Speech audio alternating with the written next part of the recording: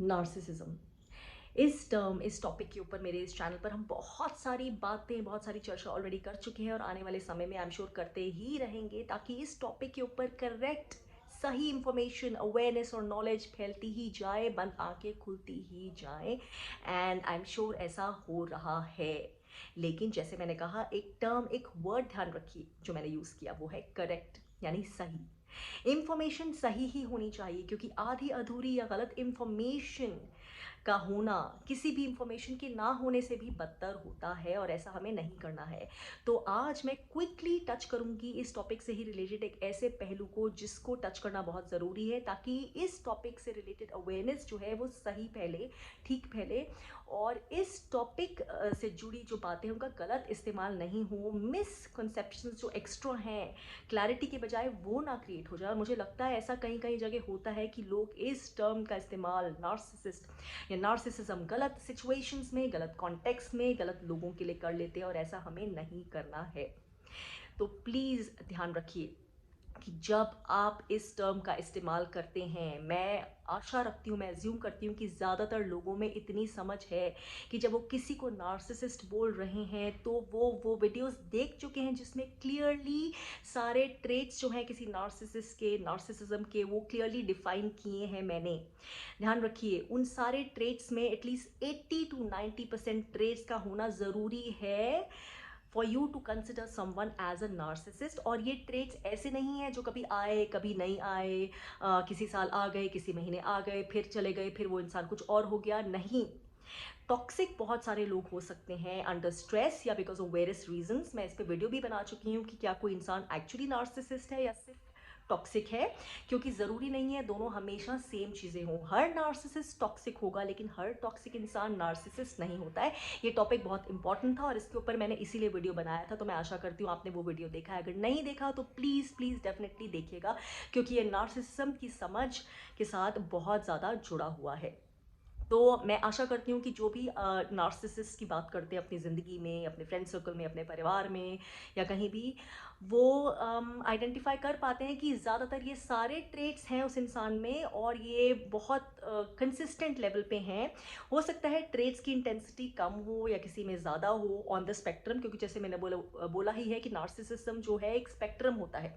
Degrees बदल सकती हैं उन ट्रेट्स के होने की, इंटेंसिटी बदल सकती है, लेकिन वो ट्रेट्स प्रेवलेंट होंगे, उसका बेसिक पर्सनालिटी टाइप वो चेंज नहीं होगा। चाहे आप उनसे 10 साल बाद मिल रहे हो, चाहे 10 साल साथ रहे या 15 साल साथ रहे, जब भी आप जानेंगे वो ट्रेट्स उनमें हमेशा प्रेवलेंट होंगे। ये ऐसे नहीं है जो आते जाते रहेंगे, कल थे और आज नहीं रहे हैं।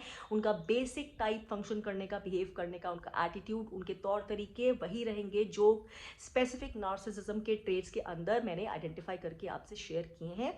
दूसरा, क्लिनिकली जो है कोई नार्सिसिस्ट है कि नहीं ये हम नहीं बता सकते, हम अनुमान लगा सकते हैं ऑब्वियसली इस सारी इंफॉर्मेशन के बेसिस पे, क्योंकि किसी को क्लिनिकली नार्सिसिस्ट डायग्नोस करने का काम जो है वो एक क्लिनिकल साइकोलॉजिस्ट का ही होता है। दैट्स मेडिकल प्रोसेस, वो जो टेस्ट लेना, वो जो आइडेंटिफाई करना। तो फॉर्मली किसी को नार्सिसिस्ट करार दिया जा सकता है कि नहीं, ये तो क्लिनिकल डायग्नोसिस के बाद ही पता चल सकता है, और कोई नार्सिसिस्ट क्लिनिकल डायग्नोसिस के लिए तैयार होगा कि नहीं, ये तो obviously this is another block. तो इसलिए हमारा मतलब उस प्रोसेस से नहीं है, हमारा मतलब सिर्फ अपने अंदर की समझ लेने से है कि अगर हमें पता है ये सारे ट्रेट्स इतने डिग्री में मौजूद है, एटलीस्ट 80 to 90%, तो वो इंसान डेफिनेटली नार्सिसिस्ट हैं, and they are unchanging, they are consistently prevalent in that person. तो ये मैं इसलिए भी बोल रही हूँ क्योंकि बहुत इंपॉर्टेंट है कि आप ये टर्म हर उस इंसान के लिए नहीं इस्तेमाल कर दें जिसके साथ आपकी बनती नहीं है, या जिसे आप लाइक नहीं करते, या जो आपको लाइक नहीं करता। क्योंकि ट्रस्ट मी, मेरी ज़िंदगी में भी, स्पेशली बीइंग एन एम्पैथ, ऐसे बहुत सारे लोग होते हैं जो शायद मुझे पसंद नहीं करते, या जिन्होंने मेरी लाइफ, जहाँ जहाँ उनके रोल्स आए हैं, जितनी भी उनके साथ मेरी इंगेजमेंट हुई है, उन्होंने मेरी लाइफ आसान नहीं करी है। उनसे मुझे ज़्यादा लेट डाउन्स या ज़्यादा डिसअपॉइंटमेंट मिली है, या they have not had my back, मतलब वो ट्रस्टेबल नहीं रहे हैं मेरे लिए। उन्होंने बहुत तरीक़ों से शायद मेरी भलाई नहीं चाहिए है। तो लेकिन ऐसे सभी लोगों को मैं नार्सिसिस्ट नहीं बोलूँगी। उनमें से नार्सिसिस्ट कौन है स्पेसिफिकली वो मैं क्लियरली जानती हूँ। मैं उन सब लोगों को जिन्हें मैं पसंद नहीं करती, या जो मुझे पसंद नहीं करते, या जिनसे मुझे कुछ गेन नहीं हुआ, या जिन्होंने मेरा ठीक से मुझे अफेक्शन नहीं दी, या जिन्होंने मेरे साथ गलत किया, मैं उन सबको नार्सिसिस्ट बोलने की गलती कभी नहीं करूँगी, because that will be totally unfair for this topic. क्योंकि हम ना सिर्फ नार्सिसिज्म की जो अवेयरनेस है उसको हम जो है उसमें जो है मिसकंसेप्शंस क्रिएट करेंगे, हम इनजस्टिस करेंगे, अनफेयरनेस करेंगे इस टॉपिक के ऊपर, बल्कि हम इनजस्टिस और अनफेयरनेस करेंगे उन लोगों के ऊपर भी जो नार्सिसिस्ट नहीं है। इसलिए प्लीज़ ध्यान रखिए, ये टर्म अपनी आपसी रंजिश का या मनमुटाव का जो रीज़न के लिए ना यूज़ करें। लाइफ में हमारी सबसे नहीं बनेगी, बहुत सारे लोगों के साथ हमारी अनहील्ड रिलेशनशिप हो सकती है फॉर वेरियस रीजंस। सब हमारी लाइफ में अच्छे के लिए नहीं आते, या हो सकता है वो अच्छे लोगों, ठीक लोगों, बस हमारा आपस में अलाइनमेंट नहीं है। So for whatever reasons, please be very careful कि इस टर्म का इस्तेमाल आप हर किसी इंसान के लिए नहीं करें जो आपके घर में रहता है या जिसका आपसे डेली इंटरेक्शन होता है, क्योंकि आपकी आपस में बनती नहीं है, आपके तौर तरीके डिफरेंट है, या उनकी प्रेजेंस से आपको सुकून नहीं मिलता, या आपका आपस में कॉन्फ्लिक्ट रहता है किसी ना किसी चीज़ पे।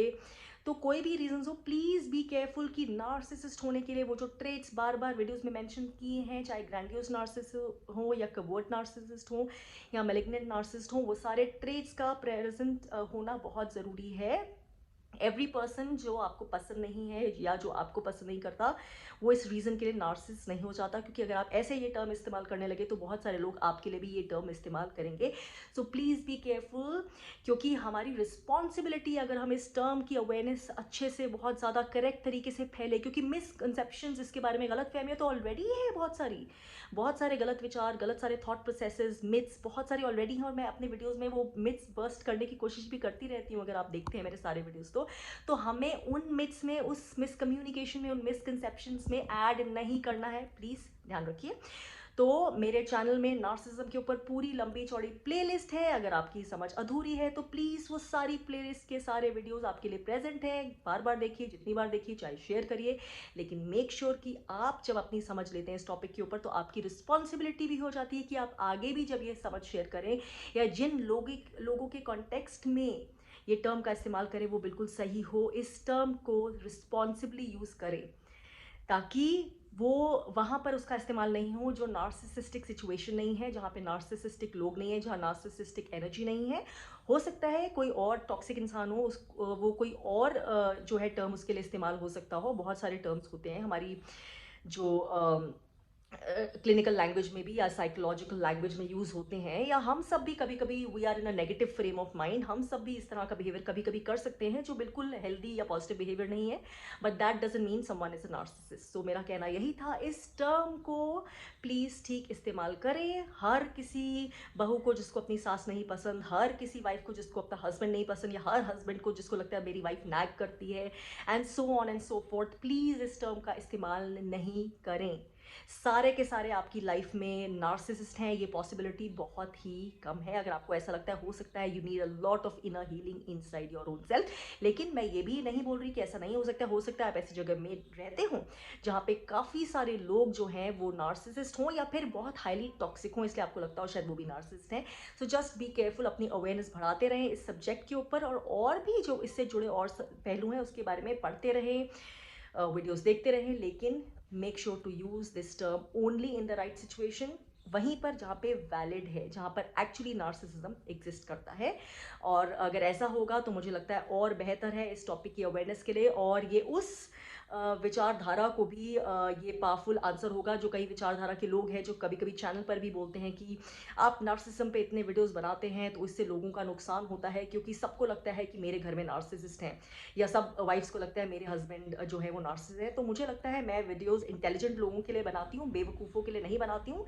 और अगर इंटेलिजेंट लोग कुछ भी देखते हैं, समझते हैं, तो अपने इनर रेडार, अपने इनर कॉम्पस, अपने इनर ट्रूथ के साथ भी उसे अलाइन करते हैं।